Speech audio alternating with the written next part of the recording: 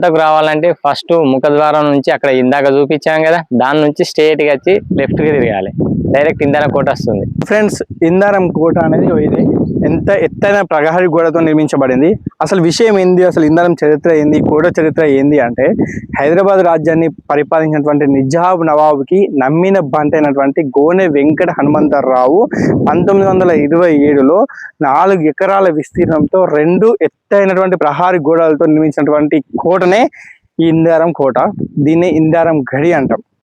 ఈ గడికి వాడినటువంటి అంటే ఈ కోటకు కట్టడానికి వాడినటువంటి డంకు సున్నంలో వేలాది కోడిగుడ్ల సొనను కలిపి దీన్ని నిర్మించారు. అందుకే ఇదంతా ఘోరంగా గట్టి ఉంటుంది. అప్పుడు సిమెంట్ అవన్నీ ఏం లేదు, డంకు సున్నం అని ఒకటి ఉంటుంది. ఆ డంకు సున్నంలో కోడిగుడ్ల సొన ఉంటుంది కదా, ఆ సొనను యాడ్ చేసి అది కొంచెం బంక ఉంటుంది కదా, దాంతో పాటు కొన్ని వేలాది కోడిగుడ్ల సొనను కలిపి దీన్ని నిర్మించడం జరిగింది.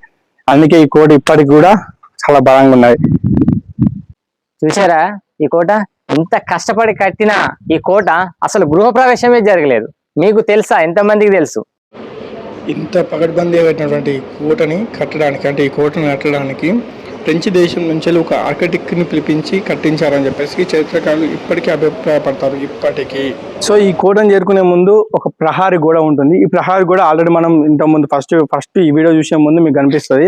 దానిపైన ఎత్తైన బురుజులు అంటాం కదా, ఆ బురుజులు ఉంటాయి. ఆ బురుజులు ఏంటంటే దానిపైనటువంటి ఈ ఎవరైతే కాపలా కాసే వాళ్ళు, ఆ కాపలా కాసే వాళ్ళు ఎక్కడి నుంచి ఎవరు వస్తున్నారు అని చెప్పేసి అబ్జర్వ్ చేయడానికి ఆ బురుజులు అంటే గుండ్రగా ఉన్నటువంటి గుట్టల వంటి నిర్మాణాలు ఉంటాయి. ఆ గుట్టాల నుంచి చూస్తే 20 కిలోమీటర్ల దూరంలో ఉంచేటువంటి ఏదైనా గంగా నది ప్రవాహం కావచ్చు, ఎన్టీపీసీ విలువలు, ఇప్పుడు ప్రజెంట్ ఎన్టీపీసీ విలువలు కావచ్చు, దూరం నుంచి 20 కిలోమీటర్ల దూరం నుంచి కూడా కనిపించేదంట. అంత పగడ్బందీగా కట్టారన్నమాట. సో అదే కాకుండా ఈ కోట లోపల విశాలమైనటువంటి హాలు, చాలా రకాలైనటువంటి గదులు కూడా నిర్మించబడ్డాయి. అయితే ఇక్కడ ఇంకొక విషయం ఏంటి అంటే, ఈ కోటలో కింద అంటే మన కింద టైల్స్ ప్రకారంగా సిమెంట్తో కాకుండా ఇది ఏంటంటే గాజు సీసాలు, తర్వాత గాజు పలకలు ఉంటాయి కదా, వాటిని కలిపి కింద ఒక పాలరాతిగా సెట్ చేసిరు అనమాట. అంత పగడ్బందీగా అంత అందంగా కట్టారు.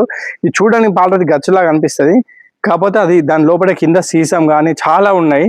మీకు ఇంకా ముందు వీడియోలో ఇంకా క్లారిటీ ఇన్ఫర్మేషన్ ఇస్తా. ఇక్కడ వరకు చూసినందుకు చాలా థ్యాంక్స్. ఇంకా ఎక్కువ కూడా స్కిప్ చేయకండి, ఇంకా చాలా విషయాలు ఉన్నాయి. సో ఈ గడి ఒక కేంద్రంగా ఉండి ఈ గడి నుంచి అంటే సిరంచ, గచ్చిరోలి 300 గ్రామాలకి ఇక్కడి నుంచి పాలన సాగేదట. సో ఫ్రెండ్స్, అసలు ఇంత అందంగా కట్టుకున్నటువంటి ఈ కోటకి అసలు గృహ ప్రవేశం ఎందుకు జరగలేదు? మరి అసలు విషయానికి వస్తే ఈ కోటను ఎంతో అద్భుతంగా గోనె వెంకట హనుమంతరావు 1927లో నిర్మించిండు. ఇది నిర్మించినాక దీని గృహ ప్రవేశం కోసం ఇదంతా కట్టడం అయిపోయిన తర్వాత నూజివీడికి చెందినటువంటి ఒక ఆడపడుచుని, ఆ సంస్థానానికి చెందినటువంటి ఆడపడుచుని గోనె వెంకట హనుమంతరావు మ్యారేజ్ చేసుకున్నాడు. సో ఆడపడుచుకి అంటే వాళ్ళ భార్యకి ఈ కోట చూపించి నడుచుకుంటూ ఎట్లుంది ఇది, ఈ కోట నీకోసమే కట్టినా, ఇది నీకు ఏ విధంగా అనిపిస్తుంది అని చెప్పేసి అడిగిందట. అప్పుడు ఆమె ఆ నూజివీడి సంస్థానానికి చెందినటువంటి ఆ దొరసాని అంటాం, ఆ దొరసాని ఏమని సమాధానం ఇచ్చిందంటే, ఇది మా దగ్గర ఉన్నటువంటి గుర్రాలకి మేత వేసే ఒక కొట్టంలాగా ఉంది అని చెప్పడంతో మనస్తాపానికి చెందినటువంటి గోనె వెంకట హనుమంతరావు ఈ కోటను 4 ఎకరాల విస్తీర్ణంలో నిర్మించినటువంటి ఈ కోటను వదిలిపెట్టి హైదరాబాద్కి వలస వెళ్ళిందంట. సో ఇది ఇక్కడ ఉన్నటువంటి కోట చరిత్ర. ఇంతకుముందు నేను చెప్పినా కదా, దొరసాని గారు అట్లా మాట్లాడిన తర్వాత మనస్తాపానికి వెళ్ళిందని చెప్పినా కదా. అసలు విషయం ఏంటంటే 1948లో నిజాం పాలన అంటే నిజాంలు లొంగుబాటు తర్వాత గోనె వెంకట హనుమంతరావు హైదరాబాద్కి వెళ్ళడం జరిగింది. అప్పటిదాకా దీని గురించి అంటే దీన్ని వదిలిపెట్టింది, ఇంకా ఈ కట్టడం ఇంకా నిర్మానుషంగా వదిలిపెట్టేసిండు ఆయన. ఒక్క మాట దొరసాని అనడంతో ఇంత పెద్ద 4 ఎకరాల విస్తీర్ణంతో కట్టినటువంటి ఇంత ఎత్తైన ప్రహారీ గోడతో నిర్మించినటువంటి కోటనే వదిలిపెట్టిందంటే అప్పటి కాలంలో వాళ్ళు ఎంత మాటకి విలువ ఇచ్చారో అంటే అర్థం చేసుకోవాలి.